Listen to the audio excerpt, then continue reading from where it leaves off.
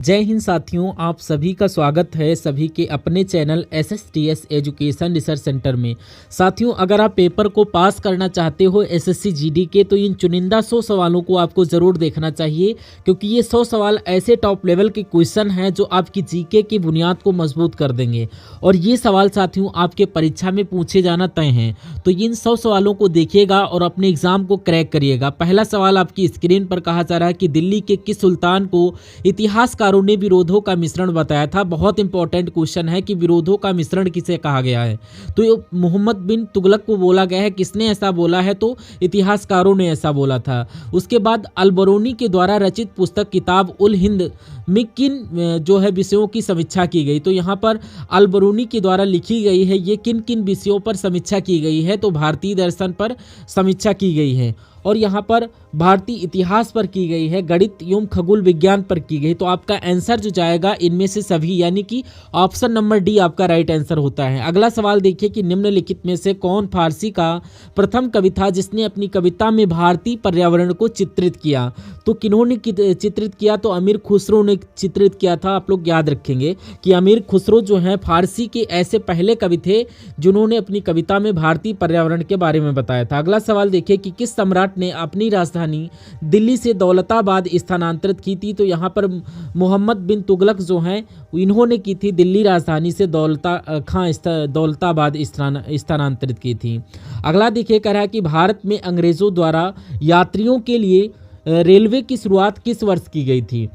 यहाँ पर रेलवे की शुरुआत कब की गई थी? तो 1853 ईस्वी में रेलवे की शुरुआत की गई थी। किसके द्वारा की गई थी? तो ये अंग्रेज़ों के द्वारा की गई थी। अगला सवाल देखिए कि वर्ष 1793 में बंगाल, बिहार और उड़ीसा में शुरू की गई थी। क्या शुरू की गई थी आपसे पूछा जा रहा है। तो साथियों क्या शुरू की गई थी? तो मैं कहूँगा स्थायी बंदोबस्त शुरू की गई थी। ये आपको मालूम होना चाहिए, ये सवाल आपसे पूछा जाता है। अगला देखिए कि टीपू सुल्तान मस्जिद कहाँ पर स्थित है? तो मैं कहूँगा ये आपकी कोलकाता में स्थित है। कहां पर स्थित है? कोलकाता में स्थित है। अगला सवाल आपकी स्क्रीन पर कहा जा रहा कि सहायक संधि की प्रणाली को स्वीकार करने वाला प्रथम भारतीय मुल्क का शासक कौन था? तो यहाँ पर कौन था? ये हैदराबाद के निज़ाम थे। कौन थे? हैदराबाद के निज़ाम थे। आंसर आपका ऑप्शन नंबर ए हो जाता है। साथियों, अगर आप अपने एग्ज़ाम को क्रैक करने के लिए टेस्ट बुक पास या आपको जो है मेरे प्लेलिस्ट में विजिट करना है, आपको मिलेंगे बहुत सारे शानदार टॉपिक, जहां पर जा कर के आप हमारे जो सेशन के हैं SSC GD से रिलेटेड सारे वीडियो वॉच कर सकते हो। तो हमको क्या करना है, आपको जाना है सीधे हमारे जो है चैनल के प्लेलिस्ट में, वहां पर सर्च करना है SSC GD ऑल सिलेबस। सारा कुछ मटेरियल आपको वहीं पर प्रोवाइड हो जाता है। तो ये सभी एग्ज़ाम के लिए आपको वहाँ पर प्रीवियस ईयर क्वेश्चन मिलेंगे। और जैसे कि SSC GD की अगर मैं बात करूँ तो इसके अलावा RPF कांस्टेबल की अगर बात करें, रेलवे की जितने एग्ज़ाम हुए हैं, NTPC हो गया, ग्रुप D हो गया, SSC की एग्ज़ाम हो गए, तो सभी एग्ज़ाम को साथियों जो मॉक टेस्ट होंगे और प्रीवियस ईयर क्वेश्चन को सेशन आपको मिल जाएगा, उसको आपको प्लेलिस्ट में जा कर के देखना होगा। तो अगला सवाल देखिए, कहाँ पर आपका जो स्क्रीन पर बोला जा रहा है क्या? साथियों, अगर आपने वीडियो को लाइक नहीं किया है तो प्लीज़ आपसे रिक्वेस्ट करूंगा वीडियो को लाइक कर दीजिए। अगर आप चैनल पर नए हैं तो चैनल को सब्सक्राइब जरूर कर लीजिए। रेड कलर से लिखा होगा उसको सब्सक्राइब का बटन दबा दीजिए। ये समझ लीजिए कि अगर आप इस चैनल को सब्सक्राइब कर लेंगे तो आधा सिलेक्शन आपका वैसे ही हो जाएगा। चलिए देखते हैं फिर आपको क्या करना पड़ेगा। फिर यहाँ पर आपको सिर्फ स्टडी करना पड़ेगा, क्योंकि अच्छा कंटेंट अवेलेबल होने लगेगा, मिलने लगेगा। अगर सब्सक्राइब कर लेते हो चैनल को, वीडियो आपके सामने आने लगेगी। और आप ये समझ लीजिए कि मेरा टारगेट है कि आपका जो 80 सवाल आएंगे, इन 80 सवालों में से 70 से प्लस आपका स्कोर होना चाहिए। इसके लिए ज़रूरी किया है कि हिंदी में आप पूरा स्कोर करें, रीजनिंग में पूरा स्कोर करें, मैथ में पूरा स्कोर करें। तो उसके बाद जो GS की हम बात करें तो यहाँ पर GS को आपको मैं इतना पढ़ा दूंगा कि कुछ नहीं 12 से 13 सवाल आप बिल्कुल राइट कर दोगे। तो लगभग 70 के आसपास या 72-73 तक आपका जो है स्क्वायर पहुंच जाता है। 2-4 क्वेश्चन गलत भी हो गए तो ये समझ लिए 160 नंबर का पेपर हो गया। एक क्वेश्चन 2 नंबर का हो गया, यानी कि 160 में से 140 नंबर आपके प्लस आने चाहिए। ये मेरा टारगेट है कि मैं इस टारगेट को अचीव करने के लिए मैं जितनी मेहनत करना मतलब मुझसे करना होगा या लगना होगा मेरी तरफ से, तो मैं आपको करूँगा। क्योंकि मैंने मैंने पिछली बार जो है अपना चैनल नहीं स्टार्ट किया था, इस बार मैंने चैनल स्टार्ट किया हूँ, तो आई होप आपको सारा मटेरियल आपको प्रोवाइड करने की कोशिश करूँगा। तो इससे भले हमको 10 गुना आपसे ज़्यादा मेहनत करनी पड़े। तो मेरा मानना है कि आप 39,000 की जो वैकेंसी है बहुत होती है और यहाँ पर आपको सिलेक्शन लेना बहुत आसान हो जाता है। अगला क्वेश्चन कि प्यासी की लड़ाई के बाद अंग्रेजों ने भारत में राजनीतिक सत्ता हासिल कर ली थी, यह लड़ाई किस वर्ष में हुई थी? तो आपको मालूम होना चाहिए कि 1757 ईस्वी में यह लड़ाई हुई थी। आंसर आपका ए एकदम राइट हो जाता है। अगला सवाल देखिए कि भारत में सांप्रदायिक निर्वाचन का जनक किसे बोला जाता है? तो यह आपका जो सांप्रदायिक जनक जो है ये लॉर्ड कौन है? मिंटो हैं ये। उसके बाद देखिए अगला क्वेश्चन आपकी स्क्रीन पर बोला जा रहा है, स्वतंत्र भारत के पहले गवर्नर जनरल कौन थे? तो यहाँ पर अगर बात की गई जनरल गवर्नर कौन थे, तो यहाँ पर ये आपको बताना है। आपका जवाब अगर लॉर्ड माउंटबेटन है तो आपका ये बिल्कुल राइट आंसर हो जाता है। अगला सवाल देखिए, बोला जा रहा है कि भारतीय राज्यों पर अंग्रेजी प्रमुख स्थापित करने के लिए प्रशासन का सहायक संधि प्रणाली का सूत्रपात किसने किया था? तो लॉर्ड वेलेस्ली ने किया था। ये आपका आंसर आपका ऑप्शन नंबर बी हो जाएगा, लॉर्ड वेलेस्ली। अगला क्वेश्चन आपकी स्क्रीन पर बोला जा रहा है कि स्वतंत्र भारत के प्रथम तथा अंतिम भारतीय गवर्नर जनरल कौन था? तो यहाँ पर आपका चक्र जो है श्री राजगोपालाचारी जो हैं ये आपका एकदम राइट आंसर हो जाएगा। आंसर ए नंबर आपसे पूछा जाता है। ये क्वेश्चन बहुत बार पूछा गया है। अगला क्वेश्चन है, बोला जा रहा है कि निम्नलिखित में से कौन सा मुगल बादशाह नक्शबंदिया नेता वन ख्वाजा बंदर मतलब उबैदुल्ला अरहरार का अनुयायी था? तो यहाँ पर अगर बात करूँ, देखिए यहाँ पर ये अनुयायी कौन थे? ये बाबर थे। कौन थे? बाबर थे। हो सकता है ये सवाल आपके एग्जाम में आ जाए। अगला क्वेश्चन देखिए क्या है कि यहाँ पर आपसे पूछा जा रहा है क्या जो सूफी कृत है एक तरीके से ये जो कस्ब अल जो महजूब है ये इसके कौन लेखक हैं? आपको ये बताना है कि सूफी कृत कस्ब अल महजूब का लेखक कौन है? तो यहाँ पर आपको राइट आंसर बताना होगा। यहाँ पर जो अबुल हसन अल जो हैं हुजबरी जो ये राइट आंसर हो जाता है। अगला क्वेश्चन आपकी स्क्रीन पर बोला जा रहा है कि सूफी संत के मकबरे को जाना जाता है, इसको क्या बोला जाता है? दरगाह बोला जाता है साथियों। सूफी संत का मकबरा जो होता है।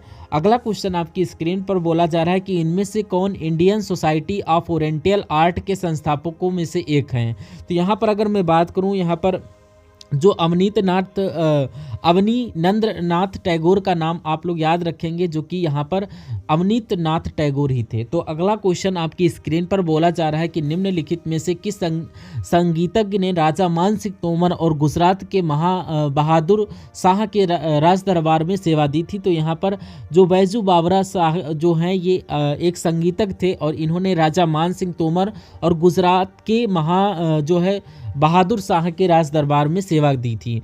अगला सवाल आपसे पूछा जा रहा है क्या कि कह रहा कि क्या कौन सा विद्वान कुंभा के दरबार में नहीं था? तो कौन सा नहीं था? तो आपका जो मुनि सुंदर सूरी थे ये थे ना था। लेकिन ये जो मुनि जो जिन विजय सूरी नहीं थे, तो जो नहीं है यही आपका राइट आंसर हो जाता है।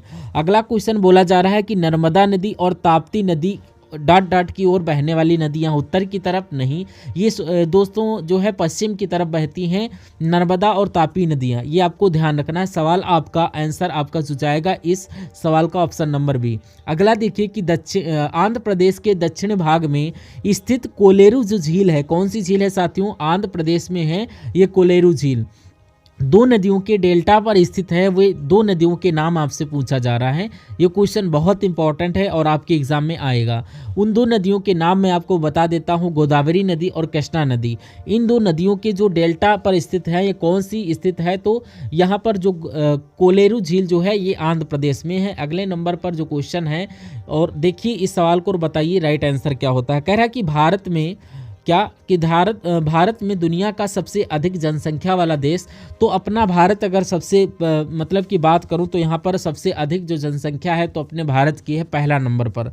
अगला क्वेश्चन आपकी स्क्रीन पर बोला जा रहा है क्या कि यहाँ पर 2011 की जनगणना के अनुसार भारत में गरीबी रेखा यानी बीपीएल के नीचे का प्रतिशत क्या है। देखिए, एक तरीके से बीपीएल कहते हैं इसको, यानी कि बिलो पॉवर्टी लाइन, मतलब बिलो पॉवर्टी लाइन। इसके नीचे के कितना प्रतिशत है आपका? 22%, यानी कि गरीबी भारत में, यानी कि गरीबी रेखा के नीचे जो अपना जो जीवन जी रहे हैं वो 22% के नीचे हैं। अगला क्वेश्चन आपकी स्क्रीन पर बोला जा रहा है कि वर्तमान जनगणना के अनुसार किस भारतीय राज्य के लिंगानुपात उच्चतम है। तो यहाँ पर आपका right answer option number B हो जाता है, केरल। अगला सवाल आपकी स्क्रीन पर देखिए और बताइए क्या होता है आपका राइट आंसर। देखिए, 2011 के जनगणना के अनुसार उत्तर प्रदेश में 10 लाखी नगरों की संख्या है। तो यहाँ पर उत्तर प्रदेश में 10 लाखी नगरों की संख्या यहाँ पर 7 से ज़्यादा है। राइट आंसर आपका 7 हो जाता है, बी वाला। अगला क्वेश्चन कि हमारा ब्रह्मांड कितना पुराना है। तो ये 13.7 बिलियन वर्ष पुराना है। याद रखिएगा दोस्तों कि ये हमारा ब्रह्मांड जो है 13.7 से बिलियन वर्ष है। तो आंसर आपका बिल्कुल ए वाला राइट हो जाता है। अगला क्वेश्चन बोला जा रहा है कि सौर मंडल का दूसरा सबसे बड़ा ग्रह कौन सा है। तो ये कौन सा ग्रह है साथियों? ये सबसे बड़ा ग्रह जो है ये आपका बृहस्पति है, और ये जो ग्रह है शनि। तो ये दोनों बात आप लोग याद रखेंगे। अगला क्वेश्चन है कि यूरोपवासी किस ग्रह की पूजा सुंदरता की देवी के रूप में करते हैं। तो जो यूरोपवासी हैं ये किस ग्रह की पूजा करते हैं? तो साथियों शुक्र ग्रह की पूजा करते हैं। ये भी आपको मालूम होना चाहिए। आंसर आपका ऑप्शन नंबर बी के साथ। अगला क्वेश्चन आपकी स्क्रीन पर क्या कहा जा रहा है कि साउथ पोल पर पहुंचने वाला प्रथम व्यक्ति कौन था। तो इनका नाम साथियों रोआल्ड एडमुंडसन जो एमुंडसेन है, जो आप कह लो दक्षिणी पोल या फिर साउथ पोल जो पहले व्यक्ति थे ये पहुंचने वाले थे। अगला क्वेश्चन है आपकी स्क्रीन पर क्या बोला जा रहा है कि मंगल ग्रह की परिक्रमा कक्षा में जाने वाला प्रथम एशियाई देश का नाम बताइए। तो पहला ऐसा कौन सा देश था जो मंगल ग्रह की परिक्रमा में गया था। तो पहला अपना देश ऐसा था जो भारत था, जो सबसे पहली बार वहां पर गया था। अगला क्वेश्चन है आपकी स्क्रीन पर बोला जा रहा है कि पृथ्वी के धरातल पर सर्वाधिक विस्तृत जो है शैलें हैं। मतलब कि यहाँ पर मतलब अवसादी जो शैलें हैं ये पृथ्वी के धरातल पर सर्वाधिक विस्तृत शैलें हैं। ये आपका बिल्कुल इंपॉर्टेंट क्वेश्चन है और आपके एग्जाम में पूछा भी जा सकता है।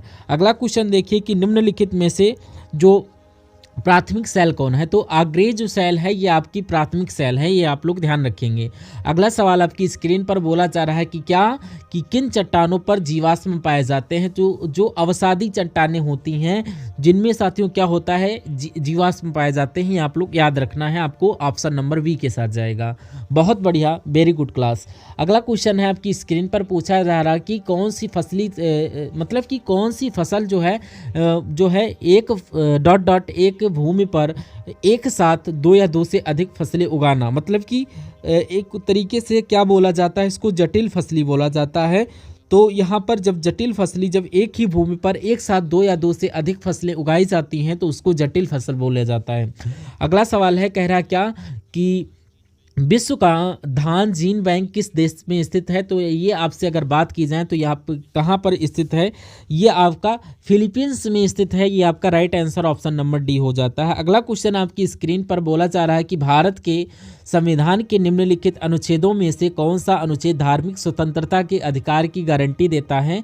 तो मैं कहूँगा यहाँ पर जो अनुच्छेद 25 से 28 तक की बात करते हैं तो जो है ये इसकी अधिकार की गारंटी लेता है। आंसर आपका ऑप्शन नंबर डी के साथ। साथियों अगर यहाँ पर हम लोग जीएस की बात करें, जनरल स्टडी की बात करें, तो ये हर एक सब्जेक्ट में, जैसे कि चाहे वो हिस्ट्री हो, चाहे जियोग्राफी हो, चाहे पॉलिटी हो, चाहे साइंस हो, चाहे स्टैटिक जीके हो, चाहे इकोनॉमिक्स हो, जहाँ से आते हैं जितने नंबर से क्वेश्चन आते हैं सभी टॉपिक्स को यहाँ पर हमने कवर किया है 100 क्वेश्चन के माध्यम से। तो ये क्लास में आपको डेली लेने की कोशिश करूंगा। अगर आप ऐसे ही इंपॉर्टेंट क्वेश्चन की क्लास देखना चाहते हैं तो इस चैनल को साथियों सब्सक्राइब कर लीजिए। ये आपको क्लासेस सभी निःशुल्क मिलेंगी आपके एग्जाम तक। और अगर आप साथियों लग के अच्छे से तैयारी करते हैं तो ये आपसे समझा जाएगा कि बहुत आराम से आपका सिलेक्शन होगा और तैयारी भी आपकी बहुत तगड़ी हो जाएगी।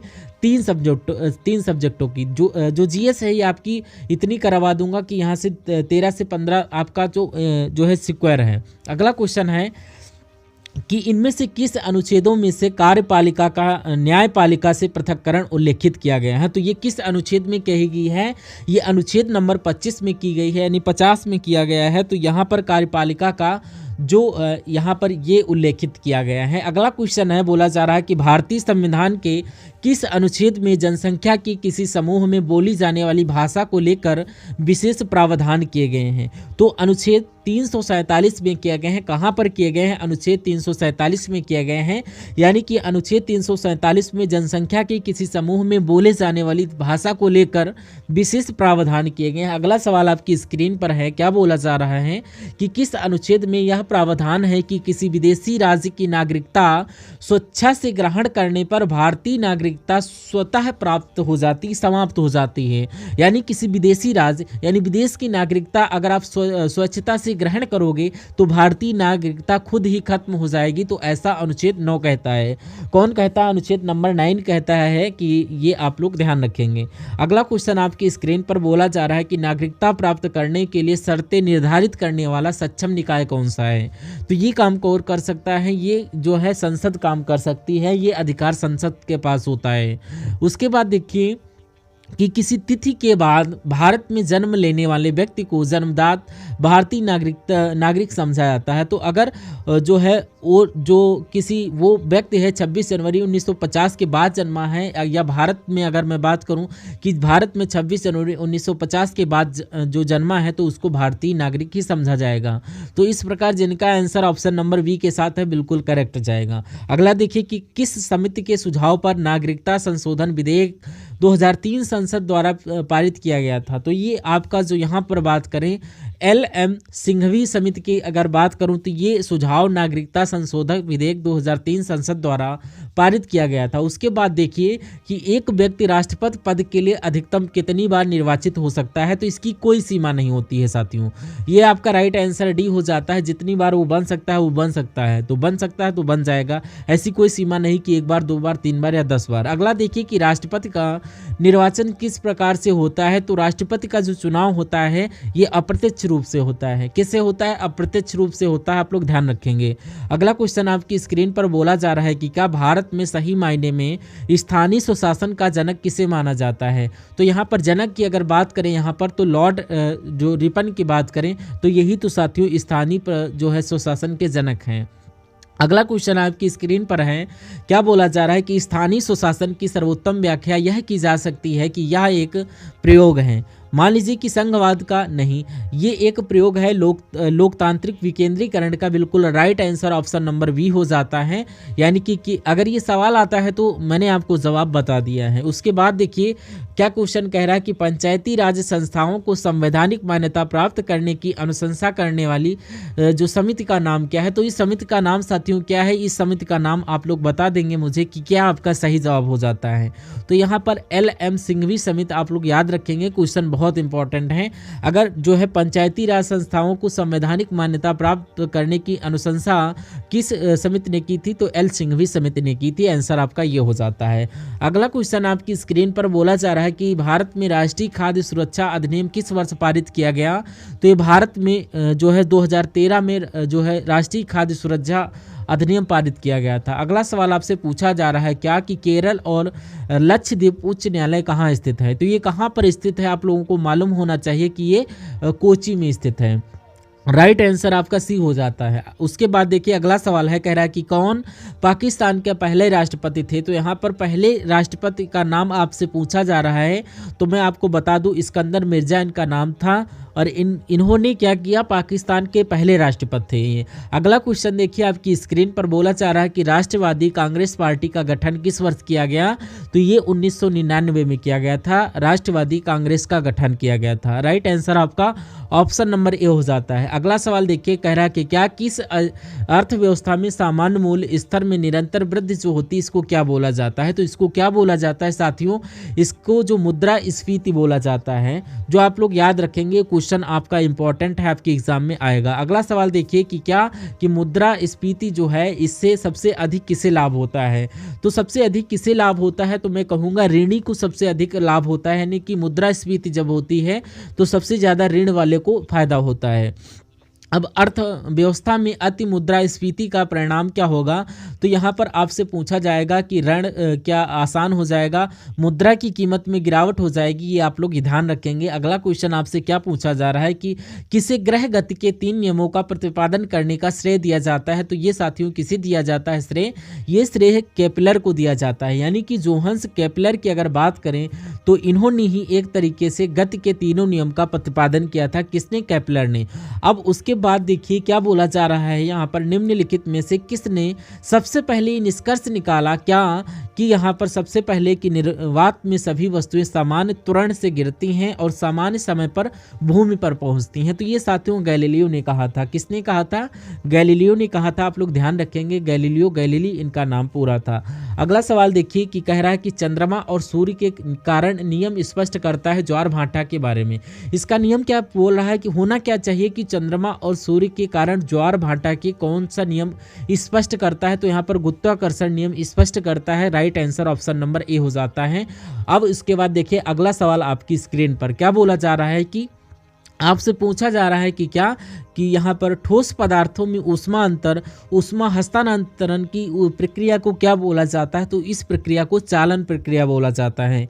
क्या बोला जाता है, चालन प्रक्रिया बोला जाता है। अगला क्वेश्चन देखिए कि वायुमंडल के ऊर्ध्वतापन की प्रक्रिया को क्या कहा जाता है, तो यहाँ पर जो ऊर्ध्वतापन होता है इसको संवहन बोला जाता है। यानी कि राइट आंसर जो होगा आपका किस ऑप्शन के साथ, ऑप्शन नंबर बी के साथ जाएगा। उसके बाद देखिए कि अगला क्वेश्चन की वह प्रक्रिया जिसके द्वारा वायु में जलवाष्प जल की बूंदों में परिवर्तित हो जाती है, इसको क्या कहा जाता है साथियों, इसको बोला जाता है क्या, ये आपको बताना। मैं कह सकता हूं कि इसको संघनन बोला जाता है। क्या बोला जाता है कि वो प्रक्रिया संघनन कहलाई जाती है जिसके द्वारा वायु में जलवाष्प जल की बूंदों में परिवर्तित होती है, ये संघनन कहलाती है। अगला सवाल देखिए कि क्या कह रहा है कि ध्वनि के माध्यम में यात्रा नहीं कर सकती, तो ये साथियों निर्वात की अगर मैं बात करूं, निर्वात में यात्रा नहीं कर सकती क्योंकि ध्वनि को यात्रा करने के लिए किसी न किसी माध्यम की आवश्यकता होती है। वो साथियों कौन सी होती है, ये निर्वात में नहीं कर सकती। अगला सवाल आपकी स्क्रीन पर कह रहा कि मनुष्य के लिए ध्वनि की श्रव्य सीमा क्या है, तो यहाँ पर 20 हर्ट्ज से 200 किलो हर्ट्ज नहीं, 10 से 100 हर्ट्ज मतलब नहीं, यहाँ पर 20 हर्ट्ज से 20 किलो हर्ट्ज मनुष्य के लिए ध्वनि की श्रव्य सीमा है। Right answer option number C हो जाता है। अगला देखिए कह रहा है कि कैपिलर फीड फाउंटेन पेन का आविष्कार किसके द्वारा किया गया था, तो इसका आविष्कार साथियों वाटरमैन ने किया था। यानी कि L.E. वाटरमैन ने फाउंटेन पेन का इस्तेमाल किया था या आविष्कार किया था। अगला क्वेश्चन है क्या आपका जो राइट आंसर हो जाता है ऑप्शन सी हो जाता है। यहाँ पर साथियों पूरे 100 सवाल देखेंगे, 65 सवाल तक हम लोग यहाँ पर पहुँच चुके हैं। यहाँ पर बोला जा रहा है डॉट डॉट का उपयोग किसी व्यक्ति की आंखों के अंदर के दबाव को मापने के लिए किया जाता है। सभी के सभी क्वेश्चन ही आपके इंपॉर्टेंट हैं, इनकी सबसे ज़्यादा संभावना है आपके एग्जाम में पूछे जाने में। तो यहाँ पर आप लोग ध्यान रखना कि परीक्षा से पहले पहले अगर आप उन सभी प्रश्नों को तैयार कर लेते हैं जो सवाल आपके एग्जाम में आने के चांसेस हैं, तो आपका एग्जाम बहुत अच्छा जाएगा। तो चलिए यहाँ पर टोनोमीटर की जब हम लोग बात करते हैं तो इसका उपयोग किया जाता है किसी व्यक्ति के आंखों के अंदर के दबाव को मापने के लिए। अगला क्वेश्चन आपकी स्क्रीन पर है, क्या बोला जा रहा है कि यहाँ पर कि कौन सा अग्निशमन अभिकारक ओजोन के लिए हानिकारक होता है, तो मैं कहूँगा हेलोन जो ये होता है, जो अग्निशमन होता है ओजोन के लिए हानिकारक होता है। अगला क्वेश्चन कि बुलेट प्रूफ वस्त्र बनाने के लिए कौन सी सामग्री प्रयोग की जाती है, तो अगर वस्त्र बनाना है आपको यहाँ पर केवलर का यूज़ किया जाता है यहाँ पर बुलेट प्रूफ वस्त्र बनाने के लिए। अगला क्वेश्चन है, बोला जा रहा है कि इलेक्ट्रॉन की खोज कब की गई थी, तो इलेक्ट्रॉन की खोज 1897 में की गई थी इलेक्ट्रॉन की खोज। अगला क्वेश्चन देखिए कि इलेक्ट्रॉन की खोज जो है ये किस वैज्ञानिक के द्वारा की, जब कब पूछा जाए तो 1897 में ऊपर वाला सवाल था। अब किसके द्वारा की गई थी, तो ये आपको याद रखना कि जे थॉमसन के द्वारा की गई थी। Right answer option number C हो जाता है। अगला क्वेश्चन क्या कहा जा रहा है, बहुत इंपॉर्टेंट क्वेश्चन है, कह रहा है कि धमनियां अपेक्षाकृत छोटी रक्त वाहिकाओं में विभाजित होती हैं, ठीक है, और ऊतकों तक पहुंचने पर वे और भी बहुत पतली नलियों में विभाजित हो जाती हैं, जिनको क्या डॉट डॉट कहा जाता है, तो इनको ही केशिकाएं बोला जाता है। क्या बोला जाता है साथियों, यहाँ पर केशिकाएं बोला जाता है। Right answer option number B हो जाता है। अगला सवाल देखिए, यहाँ पर कह रहा है कि मनुष्य के शरीर की कौन सी धमनी ऑक्सीजन रहित रक्त को ले जाती है, तो मैं कहूँगा जो फुसफुसी धमनी होती है, ये आपकी मानव शरीर में ऐसी धमनी होती है हैं जो ऑक्सीजन रहित रक्त को ले जाती है। राइट आंसर आपका ऑप्शन नंबर सी हो जाता है। अगला सवाल देखिए क्या कि कह रहा कि कौन सा विटामिन रक्त का थक्का बनाने के लिए आवश्यक है। तो मैं कहूँगा विटामिन जो के होता है, विटामिन के रक्त का थक्का बनाने के लिए आवश्यक होता है। राइट आंसर ऑप्शन सी हो जाता है। उसके बाद देखिए कि निम्नलिखित में से किस बीमारी के नाम का अर्थ है, जिसमें मतलब कि क्या बीमारी का अर्थ है। तो यहाँ पर मैंने कुछ जो है मिस्टेक हुई है टाइपिंग में, इसलिए हमको स्किप करना होगा। उसके बाद नेक्स्ट नंबर का क्वेश्चन है, बोला जा रहा है कि क्या कि हानिकारक एनीमिया, जो एनीमिया रोग होता है किस विटामिन की कमी की वजह से होता है। तो ये तो विटामिन B12 की कमी से होता है। आप लोग याद रखेंगे कि जो एनीमिया रोग होता है साथियों, शरीर में विटामिन B12 की कमी हो जाती है, तो उसके कारण एनीमिया नामक रोग हो जाता है। अगला क्वेश्चन है कि निम्नलिखित में से किसे विडाल परीक्षण से पता लगाया जाता है। तो यहाँ पर टाइफाइड बुखार को या क्षय रोग को या कैंसर को या एड्स को। तो मैं बता दूं का टाइफाइड बुखार को जो है विडाल परीक्षण के द्वारा जो है पता लगाया जा सकता है। Right answer option number A हो जाता है। उसके बाद देखिए कि हीमोफोबिया का डर, यानी कि हेमोफोबिया जो रोग होता है उसमें क्या अंधेरे से डर लगता है, या ऊंचाई से डर लगने लगता है, या पानी से डर लगने लगता है, या रक्त से डर लगने लगता है। तो मैं कहूँगा यहाँ पर जिस व्यक्ति को हीमोफोबिया नामक रोग हो जाता है उसको रक्त से डर लगने लगता है, यानी कि खून से डर लगने लगता है। आंसर आपका डी हो जाता है। अगला देखिए क्वेश्चन क्या बोल रहा है कि निम्नलिखित में से आंखों के किस दोष को लेजी आई के नाम से जाना जाता है। तो यहाँ पर किसको बोला जाता है, तो आपको ये बताना है कि यहाँ पर मायोपिया को या प्रेस बायोपिया को या हाइपरमेटोपिया को या एम्ब्ला। तो ये मैं कहूँगा अगर यहाँ पर जो एम्ब्लायोपिया को यहाँ पर इस रोग को लेजी आई बोला जाता है, आप लोग याद रखेंगे। अगला सवाल आपकी स्क्रीन पर आपसे पूछा जा रहा है कि विश्व वानिकी दिवस किस दिन मनाया जाता है। तो ये आपको याद रखना है 21 मार्च को मनाया जाता है जो विश्व वानिकी दिवस मनाया जाता है। आंसर आपका भी हो जाता है। अगला सवाल देखिए और बताइए, कहा जा रहा है कि वन्य जीव सुरक्षा अधिनियम पारित किया गया था। तो ये कब पारित किया गया था, ये 1972 में जो 1972 में वन्य जो सुरक्षा अधिनियम है ये पारित किया गया था। उसके बाद देखिए अगला क्वेश्चन क्या बोल रहा है कि राष्ट्रीय पर्यावरण अभियांत्रिकी शोध संस्थान कहाँ पर स्थित है। तो ये साथियों कहाँ पर स्थित है, ये नागपुर में स्थित है। डायरेक्ट आपसे पूछा जाएगा कहाँ पर है, तो ये नागपुर में है। अगला क्वेश्चन बोला जा रहा है कि क्या कि यहाँ पर सुल्तानपुर बर्ड सेंचुरी कहाँ स्थित है। अगर इसकी बात की जाए तो ये गुड़गांव में स्थित है। कहाँ पर स्थित है, गुड़गांव में स्थित है। अगले नंबर का सवाल कह रहा है कि क्या कि बोला जा रहा है कि लावड़ी जो है, लावड़ी किस राज्य का लोक संगीत है। तो ये महाराष्ट्र में किया जाता है, तो ये महाराष्ट्र का हो जाता है। अगला क्वेश्चन देखिए कि क्या क्या बोला जा रहा है आपकी स्क्रीन पर देखिए, यानी कि मारपती गीत है, ये कहाँ का पारंपरिक लोकगीत है। आप लोगों को ये याद रखना है। अगर इस युद्ध की बात करें तो ये बांग्लादेश का जो होता है पारंपरिक लोकगीत। अगला क्वेश्चन आपकी स्क्रीन पर है, पूछा जा रहा है कि थांगता किस राज्य का भारतीय युद्ध कला है। ये आपका मणिपुर का है। ये आप लोग याद रखेंगे कि भारतीय युद्ध कला का थांगता ये मणिपुर का हो जाता है। अगला क्वेश्चन आपकी स्क्रीन पर कि चंदन का राज्य वृक्ष है, ये आप लोगों को याद रखना। राइट आंसर आपका कर्नाटक हो जाता है इसमें, जो कि ऑप्शन नंबर बी के साथ जाता है। अगला क्वेश्चन आपकी स्क्रीन पर प्रेजेंट हो रहा है, बोलिए क्या होता है कि निम्नलिखित में से कौन सा फूल मणिपुर राज्य का एक फूल है। तो आपको ये याद रखना है कि मणिपुर राज्य का जो सिरुई लिली जो है ये मणिपुर राज्य का एक फूल होता है। अगला क्वेश्चन आपकी स्क्रीन पर प्रेजेंट हो रहा, बोला जा रहा है कि सारस कहाँ का राज्य पक्षी है। तो आपका ये उत्तर प्रदेश का हो जाता है। आंसर आपका अगर बी के साथ है बिल्कुल करेक्ट है। नेक्स्ट नंबर का सवाल देखिए कि राजस्थान का राज्य पक्षी कौन सा है। तो अगर राजस्थान के राज्य पक्षी की अगर बात करें तो यहाँ पर सोन चिड़िया यानी कि ग्रेट इंडियन बस्टर्ड बोला जाता है। Right answer option number D के साथ जाएगा। अगला सवाल देखिए कि केंद्रीय खाद्य प्रौद्योगिकी अनुसंधान संस्थान कहाँ स्थित है। ये आपका मैसूर में स्थित है। सही जवाब आपका ऑप्शन नंबर ए के साथ जाएगा। अगला क्वेश्चन आपकी स्क्रीन पर किस देश का राष्ट्रीय पशु पवित्र गाय है। तो यहाँ पर इंडोनेशिया नहीं, भारत नहीं, और नेपाल की अगर बात करें तो राष्ट्रीय पशु यहाँ पर पवित्र गाय है। उसके बाद देखिए यहाँ पर राइट आंसर क्या होता है, निम्नलिखित में से किस पर्वतीय स्थल का नाम वज्रपात स्थल है।